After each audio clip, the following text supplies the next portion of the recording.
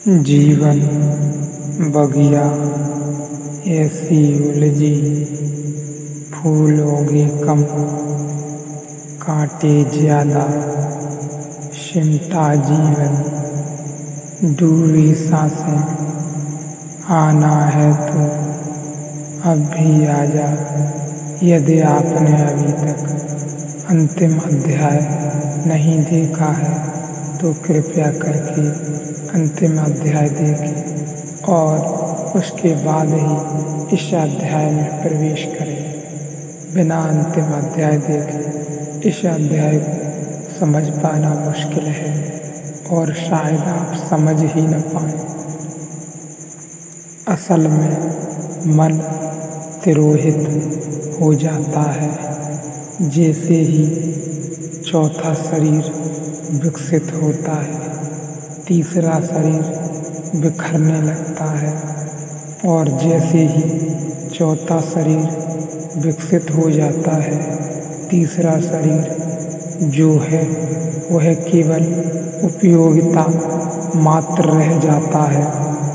चौथे शरीर को विकसित जिसने किया है वह व्यक्ति विचारों से घिरा नहीं रहता।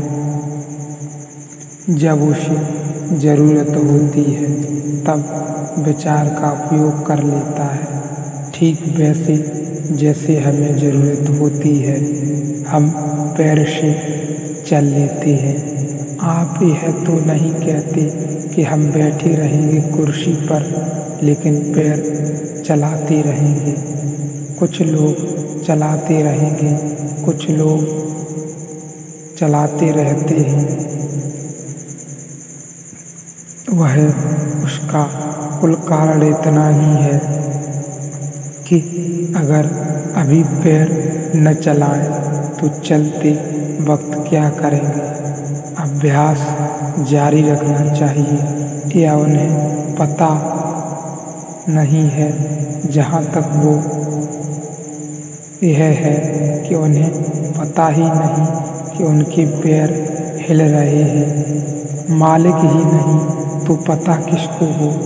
पैर को हिलना है तो पैर हिलते हैं, सिर को चलाना है तो सिर चलता है। जिसको जो करना है वह कर रहा है। सब गुलाम है और मालिक कोई भी नहीं और कोई भी किसी की आज्ञा मानने को सुनने को भी नहीं है, सुनने को तैयार भी नहीं है। ठीक विचार भी जब जब चौथा शरीर अनुभव में आता है तो विचार भी केवल उपयोगी रह जाते हैं। जब ज़रूरत होती है तब आप विचार करते हैं, जब ज़रूरत नहीं होती तब नहीं करते। अगर गैर ज़रूरत विचार करते हैं तो आपको चौथे शरीर का पता होना बहुत मुश्किल है। ख्याल में नहीं आएगा क्योंकि विचार चलते ही रहेंगे। आप कितना ही कहो वे नहीं रुकते। उसका कारण है आपने अभी ख्याल किया होगा कि मैं कितनी तो कोशिश करता हूँ विचार के लिए कि रुको, ठहर जाओ, शांत हो जाओ। वे नहीं होते। आपको यह पता नहीं है कि जो यह आप कह रहे हैं रुको, यह भी एक विचार मात्र है, नहीं तो फौरन रुक जाते। और एक विचार दूसरे विचार को नहीं रोक सकता। वे बराबर ताकत के हैं। बल्कि जब एक विचार कहेगा रुको तो दूसरा विचार और तेजी से चलेगा कि तू कौन है हमें रोकने वाला। एक गुलाम दूसरे गुलाम से कहेगा रुको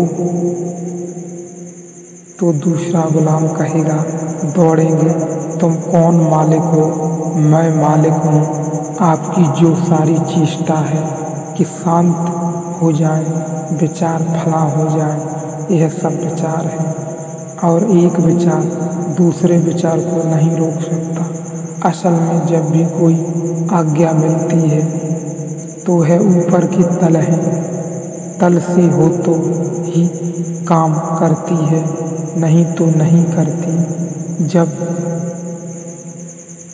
कितना में शरीर और विज्ञान में शरीर से आज्ञा आती है रुको, तो कोई विचार की हैसियत नहीं कि इंच भर सरक जाए। वह नहीं ठहर जाता, वह वहीं ठहर जाता है।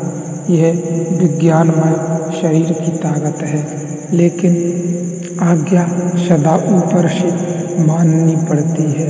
समतल आज्ञा नहीं हो सकती। यह चौथा शरीर है। इसको थोड़ा विकसित करें तो ख्याल में आएगा, और तब ऐसा परेशान नहीं होना पड़ता कि विचार रुको, यह कोई सवाल ही नहीं। यह ठीक ऐसी घटना घट जाती है कि समझो अब मालिक लौट आया है।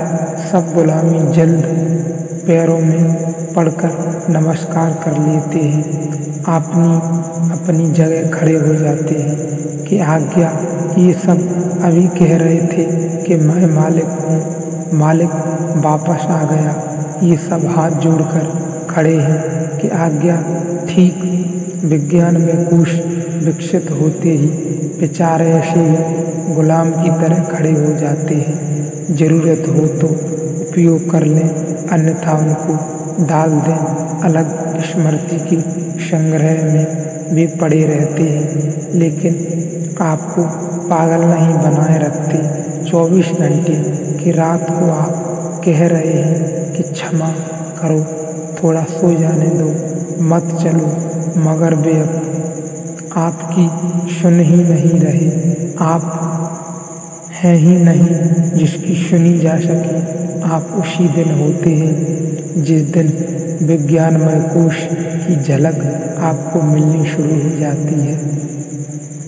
मन को पार करें अगर तो मन को रोके मत। नहीं रोक सकते, लेकिन मन को हारमोनियम कर सकते हैं, संगीतबद्ध कर सकते हैं, क्योंकि मन खुद भी परेशान है।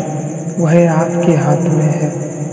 मन की स्वस्थ कर सकते हैं, लेकिन जैसे ही मन स्वस्थ हो जाए पीछे की परत दिखाई पड़नी शुरू हो जाती है, या फिर पीछे की परतों को जन्माने की कोशिश करें।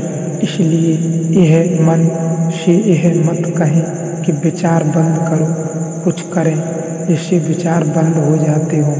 ध्यान चौथे शरीर को जगाने का उपाय है, क्योंकि ध्यान चैतन्य को बढ़ाता है, ध्यान विज्ञान को बढ़ाता है, ध्यान बोध को जगाता है। तो ध्यान, क्योंकि ध्यान चैतन्य को बढ़ाता है, ध्यान विज्ञान को बढ़ाता है, तो ध्यान चौथे शरीर को बढ़ाने की व्यवस्था है। मैंने आपसे कहा चौथा शरीर है विज्ञानमय, ध्यान उसका भोजन है। विचार तीसरे शरीर का भोजन है, ध्यान चौथे शरीर का भोजन है। ध्यान भी ऊर्जा है, ध्यान भी शक्ति है, और ध्यान वैसी ही शक्ति है जैसी कोई भी शक्ति अति सूक्ष्म। इसे कभी थोड़ा प्रयोग करके देखें तो ख्याल में आए। कभी अपनी नाड़ी को नाप लें कितनी चल रही है, फिर 5 मिनट बाद आंख बंद करके नाड़ी को पर ध्यान करें और फिर नापें। आप पाएंगे नाड़ी में फर्क पड़ गया। नाड़ी वही नहीं चल रही है जैसे पहले चल रही थी। ध्यान ने क्या किया? ध्यान की ऊर्जा नाड़ी की तरह प्रवाहित हो गई, नाड़ी की गति बढ़ गई। ध्यान एक ऊर्जा है।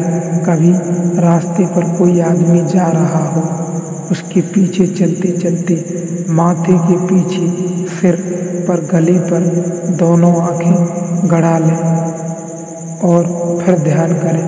उसके पीछे की गले की हड्डी पर ध्यान भर करते रहें। 1-2 सेकंड में आप पाएंगे वह आदमी बेचैन होने लगा।